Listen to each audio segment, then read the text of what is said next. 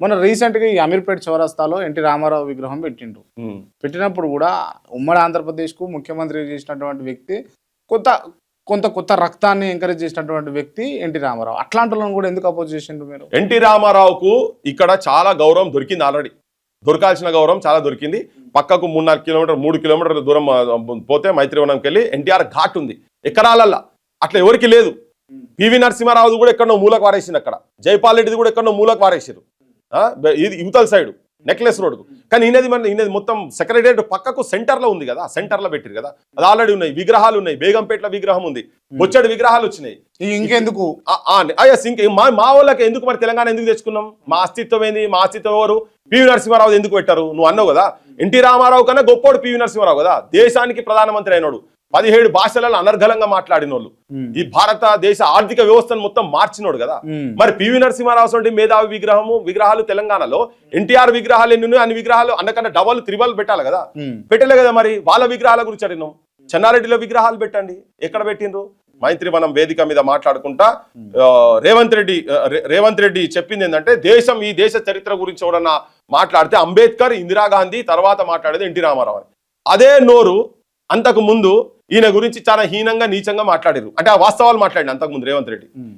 ఇప్పుడు ఆయనకి ఏమొచ్చిందో తెలియదు, కానీ ఆయన ఒకటేసారి తిప్పేసి ఆయన ఒక మహానాయకుడుగా, ఒక కామాంధుడు అన్నారు ఆయనను. ఆయన మీద చెప్పులేసిరు కదా, ఓ హంకారి అని చెప్పి మాట్లాడారు. చాలా చాలా పెద్ద పెద్ద గ్రంథాలు ఉన్నాయి ఆయన మీద వీళ్ళు మాట్లాడినాయన్ని. ఇవన్నీ మాట్లాడి అంతకుముందు ఒక తిరిగా మాట్లాడి తర్వాత వైస్రాయ్ హోటల్ కాడ చెప్పులేసిన గ్యాంగ్లే కదా ఇవన్నీ తీసుకొచ్చి ఆయన పెట్టిండు. అక్కడ కూడా ఏం మాట్లాడినామంటే, ఆ విగ్రహము పెట్టేటప్పుడు ఆల్రెడీ ఆయన ఉన్నాయి, మళ్ళా కొత్తగా ఆడ పెట్టేది ఉంటే, ఒకవేళ నువ్వు సినిమా రంగంకి వెళ్ళి పెట్టాలంటే పైడి జయరాజ్ పెట్టండి, లేదు ప్రభాకర్ రెడ్డి గారిది పెట్టండి, లేదు పాటలు రాసిన శ్రీనారాయణ రెడ్డిది పెట్టండి, లేదు ఇవన్నీ కాకుండా నాటకాలు అద్భుతంగా చేసిన మా ఎన్టీ రామారావే గౌరవించుకున్నటువంటి వ్యక్తి మా సుక్క సత్తయ్య గారిది పెట్టండి, మిద్ద రాములు గారిది పెట్టండి, గద్దరన్నది పెట్టండి, అందశ్రీది పెట్టండి, గూడ అంజనది పెట్టండి. నాటకాలు అద్భుతంగా ఎన్టీ రామారావు కృష్ణుని పాత్రతోనే కదా ఆయన ఫేమస్. కృష్ణుని పాత్రలో తెలంగాణలో అవ్వల్ స్థానం, టాప్ స్థానంలో ఉన్నటువంటి నాటకాలు చేసినటువంటి ముచ్చరహతరాయణ గారిది పెట్టండి. కృష్ణుని పాత్ర ఎన్టీ రామారావు బనికిరాడు.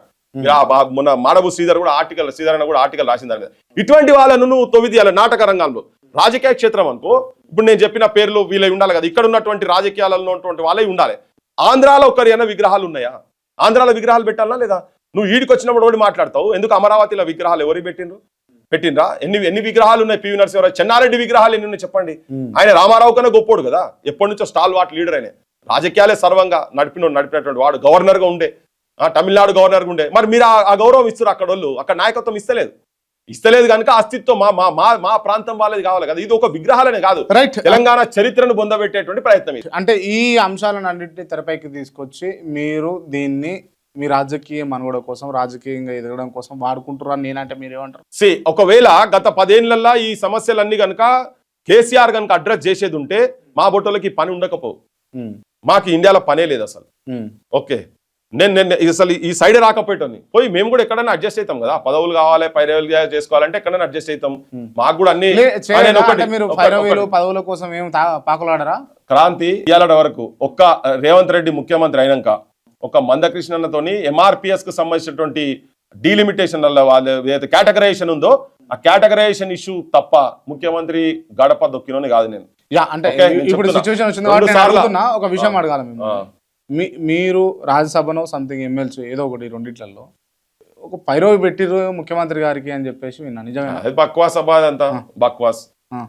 నాకు కావాలనుకుంటే వస్తుంది, అది బక్వాస్ అదంతా. నేను అందుకే ఈ మధ్యలో ఎందుకు అంటే ఇన్ని ఏళ్ళ సంది మీరు అంటే గట్టిగా మాట్లాడితే కార్పొరేటర్ కూడా కాలేకపోయారు, దాని కారణం ఏంది? అని నిలబడతాము.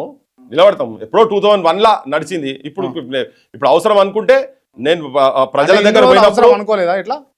డెఫినెట్ గా నేను నాకు పెద్ద అంటే దాని మీద ఏదో కావాలి ఆడ కూర్చోవాలని ఒకటే నేను ఇంట్లో ఒకటి చెప్తా. మీ నాన్నగారు మాజీ మంత్రివర్యులు అంటే ఖచ్చితంగా ఆ లెగసీ ఉంటది, ఖచ్చితంగా ఆ వారసత్వాన్ని ముందుకు తీసుకుపోవాలన్న థాట్ ప్రాసెస్ ఉంటది.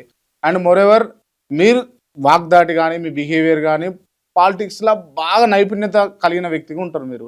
ఎందుకు ఉండదు? ఖచ్చితంగా డెఫినెట్ గా ఉండే ఉంటది కదా మీకు మనసులో. నేను మా నాన్న లైన్లోనే పోతున్నా. మా నాన్న అధికారాన్ని ప్రజలకు ఉపయోగపడేటట్టు ఎట్లా చేయాలో అట్లా చేసింటాను. సర్పంచ్ నుంచి మంత్రి అయ్యే వరకు కూడా.